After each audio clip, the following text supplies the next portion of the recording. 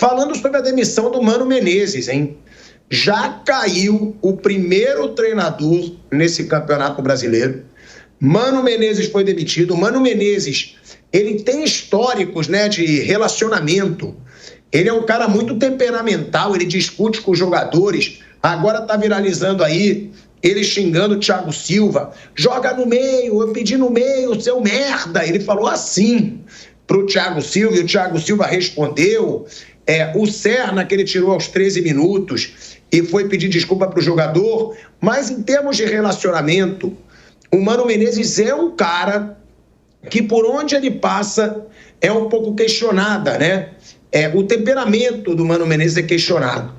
E o Mano Menezes, inclusive, foi muito criticado agora pelo Felipe Melo, né? Que foi jogador dele no Fluminense e disse, já era para ele ter caído em 2024. Ficou até muito tempo no Fluminense. O que falar, Mauro Betti, da passagem do Mano Menezes pelo Fluminense? E é claro, ele não caiu pelo Campeonato Brasileiro. Ele caiu pelo Campeonato Carioca, pelo fim do Campeonato Brasileiro do ano passado, e agora cai no começo do Campeonato Brasileiro. A pergunta, você acha que esse desentendimento com o Thiago Silva, que é um ídolo, é um cara que tem entrada com a diretoria, pode ter atrapalhado? Quem sabe que esses jogadores grandões dentro de clube, discutir com eles é perigoso. Ou não? Foi pelo que o Mano entregou mesmo como treinador do Fluminense? Pilhado, tem a famosa gota d'água de relacionamentos, né? É uma frase maldita, é um WhatsApp que chega, enfim, o que não devia ter enviado e tal. Aparece. Evidentemente, o Thiago, e pela história brilhante que ele tem, sobretudo a base do Fluminense, antes do RS do Carpegiani, a história que tem o Thiago Silva, é claro que pesa até o perfil do Thiago. Mas, como você destacou, o perfil do Mano tem sido complicado até mais do que foi. Mesmo em grandes passagens, desde aquele 15 de Campo Bom, que é o primeiro grande trabalho dele, semifinalista de Copa do Brasil, aí o Grêmio da Batalha dos Aflitos, aí vice-campeão da América em 2007, todo o trabalho que ele faz no Corinthians de recuperação, ganha a Série B, ganha o Paulista de 2009 já com o Fenômeno, ganha a Copa do Brasil, em um ano está na seleção brasileira. Passando para lá, altos e baixos, claro, aquele Flamengo 2013, que ele sai e o Jaime é campeão da Copa do Brasil, enfim, bons e maus momentos, o Mano tem esse desgaste. E para não ir tão longe como eu voltei, é só lembrar a temporada passada. Ele começa um campeonato horroroso no Corinthians, e não só por conta dele, por culpa dele. O pior Paulistão que o Corinthians havia feito desde 32 era o início do ano passado. Ele tem alguns problemas desnecessários, até pela maneira de se portar, inclusive no gramado e hoje com microfones. Aquele jogo em São Bernardo, num sábado à noite contra o Corinthians, que ele chama o Yuri Alberto de burro e cria um desgaste natural, e os maus resultados e o péssimo desempenho levam a sério dele, dá uma melhoradinha com o Antônio Oliveira, e depois o Corinthians faz o que faz ao se recuperar no Campeonato Brasileiro e acaba de, na última quinta-feira, ser campeão brasileiro. Mas é dever dizer que quando o Mano chega para substituir o Fernando Diniz, e óbvio, não tem nada a ver um trabalho com o outro, não aqui estou nem enaltecendo um ou criticando o outro, são estruturas, ideias, ideologias, filosofias completamente distintas, mas é dever dizer que o Mano salva o Fluminense no ano passado, né? O Fernando Diniz Futebol Clube teria sido rebaixado pelo que ele não ganhou de pontos no Fluminense, ou porque ele não ganharia de pontos também no Cruzeiro, ainda que vice-campeão da Sul-Americana contra o Racing, na Sula, o Cruzeiro do Fernando Diniz.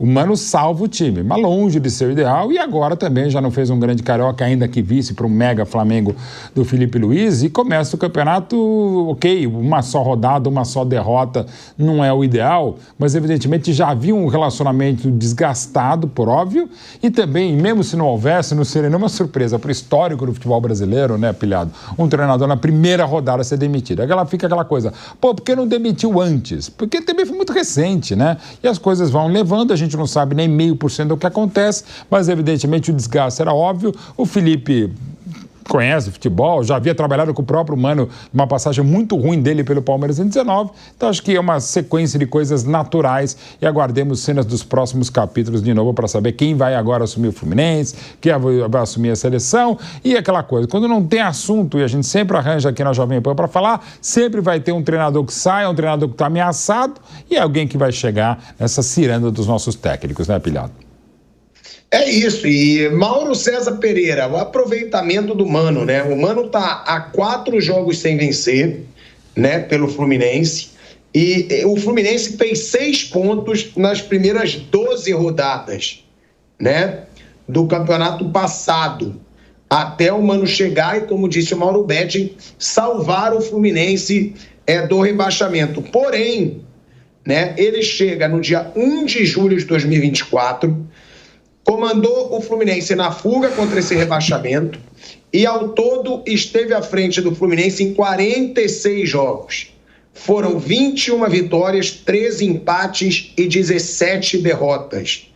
55% de aproveitamento. Mereceu a demissão, na sua opinião, Mauro? E outra, você acha que essa discussão com os jogadores, né, porque teve o Marcelo, que já era um queridinho da diretoria, e o Mano discutiu com ele, antes do Marcelo sair do Fluminense.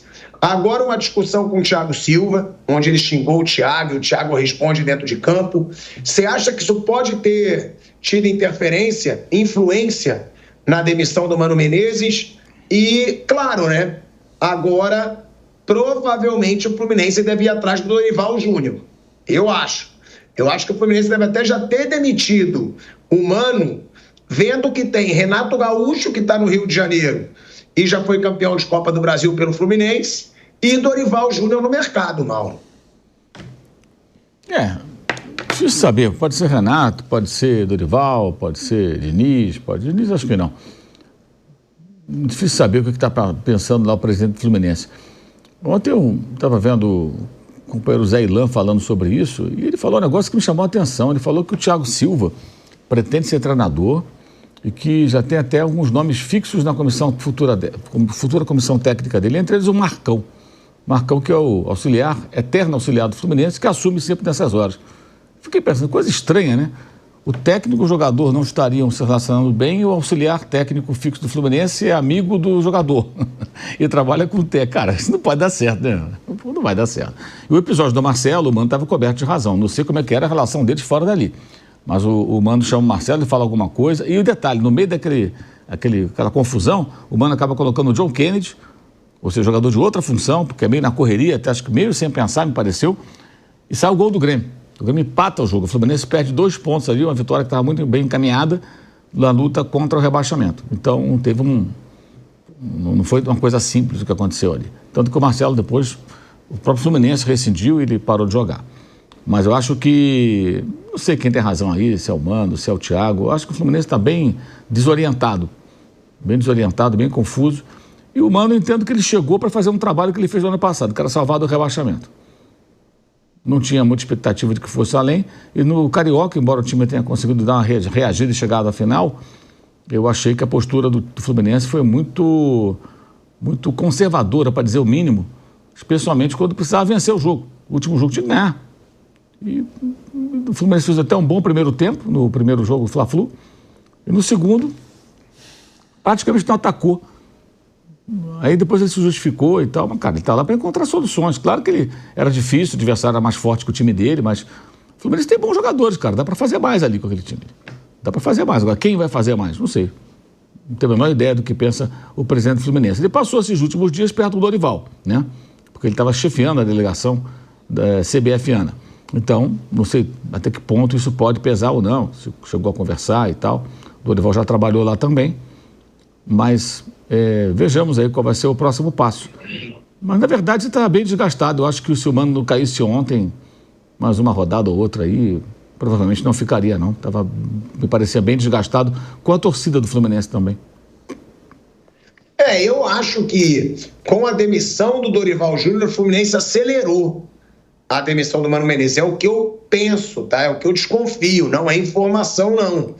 Mas eu acho que quando eu vi o Dorival Júnior no mercado, e agora o Mauro trazendo essa informação que eu nem sabia, nem ia dizer que eu esqueci, não, nem sabia que o Mário Bittencourt tinha sido o chefe da delegação da seleção brasileira.